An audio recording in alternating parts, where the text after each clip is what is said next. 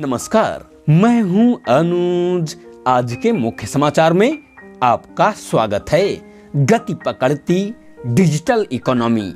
Digital दुनिया में अपनी प्रतिभा की छाप छोड़ रहे भारतीय युवाओं के लिए यह वर्ष electronic manufacturing, semiconductor, artificial intelligence यानी एआई और अन्य उभरती हुई महत्वपूर्ण प्रौद्योगिकी एवं नवाचार के क्षेत्र में नए अवसरों की दृष्टि से मील का पत्थर सिद्ध होने जा रहा है। इससे जुड़ी संभावनाओं को भुनाने के लिए भारत सरकार स्टार्टअप्स के साथ साथ अकादमिक और उद्योग जगत को मिलाकर एक समावेशी इकोसिस्टम बना रही है, जिससे भविष्य की जरूरतों के कौशल से युक्त युवाओं का कार्यबल तैयार किया जा सके।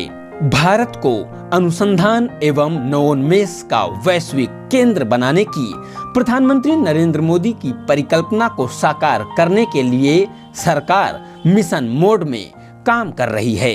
इस दिशा में सरकार ने जो रोड मैप तैयार किया है, उसमें semiconductor future design, Bharat semiconductor research centre, India AI और फ्यूचर लैब्स जैसे महत्वाकांक्षी कार्यक्रम शामिल हैं। फ्यूचर लैब्स से high performance computing, quantum computing, communication, automobile, strategic technology और एआई के क्षेत्र में अनुसंधान एवं नवाचार को नया आयाम मिलेगा।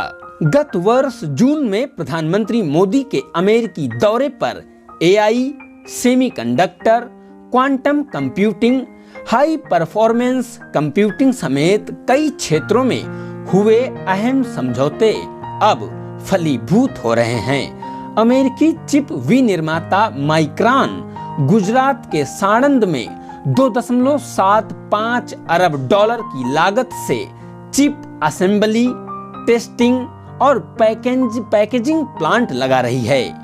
अमेरिका जैसी महाशक्ति का इस दिशा में भारत के साथ समझौता प्रमाण है कि इस मोर्चे पर हमने अपनी क्षमताओं का कितना विकास किया है।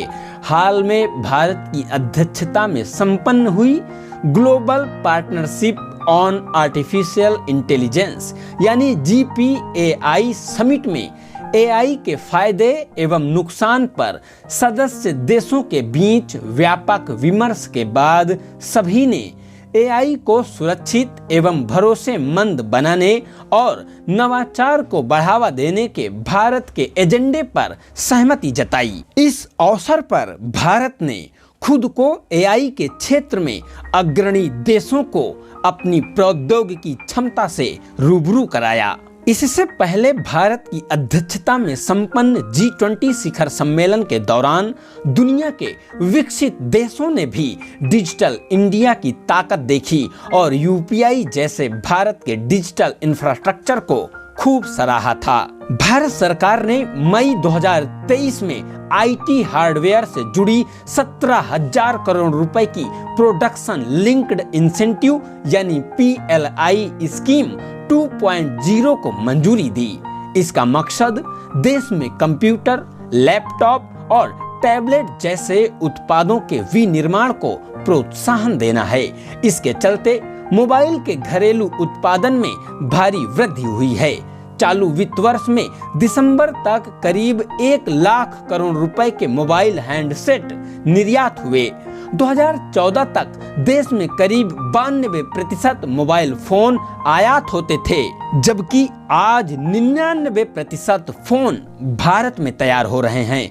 वर्षों तक प्रौद्योगिकी का आयातक रहा भारत अब उनका बड़ा उत्पादक एवं निर्यातक बनकर उभरा है। हमने 2025 से 26 तक $300 अरब के प्रौद्योगिकी उत्पादों के निर्यात का लक्ष्य रखा है। हमारी प्रगति की गति के हिसाब से यह लक्ष्य पहुंच में दिखता है। इस गति से 2025 से 26 तक भारत की जीडीपी में डिजिटल इकोनॉमी की हिस्सेदारी 20% से अधिक हो जाएगी। डीप फेक इस समय की एक बड़ी चुनौती है।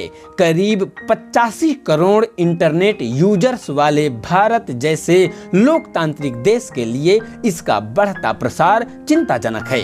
इससे निपटने के लिए सरकार ने इंटरनेट मीडिया प्लेटफॉर्म्स को आवश्यक निर्देश दिए हैं। देश के आईटी कानून में समय समय पर किए संशोधनों के तहत बनाए गए नियमों को सख्ती से लागू करने और इंटरनेट मीडिया समेत बड़ी प्रौद्योगिकी कंपनियों को डिजिटल नागरिकों की सुरक्षा एवं भरोसे के प्रति जवाबदेह बनाने को लेकर सरकार पूरी तरह प्रतिबद्ध है।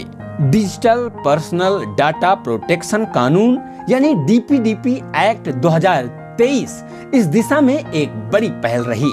इसका पूरा श्रेय प्रधानमंत्री मोदी की उस संकल्पना को जाता है जिसके तहत उन्होंने स्पष्ट किया कि कानून का निर्माण जनसंवाद और संबंधित हितधारकों के परामर्श से ही होना चाहिए। जल्द ही हम डीपीडीपी एक्ट यानी डिजिटल पर्सनल डाटा प्रोटेक्शन कानून 2023 के तहत प्रस्तावित नियमों पर हितधारकों के साथ परामर्श शुरू करने जा रहे हैं। इस साल हमारा एक और प्रमुख एजेंडा करीब 2.5 दशक पुराने आईटी कानून 2000 में समयानुकूल परिवर्तन कर उसकी जगह नया डिजिटल इंडिया कानून लाना है। प्रस्तावित कानून देश के डिजिटल नागरिकों के लिए इंटरनेट को सुरक्षित बनाने में कारगर सिद्ध होगा।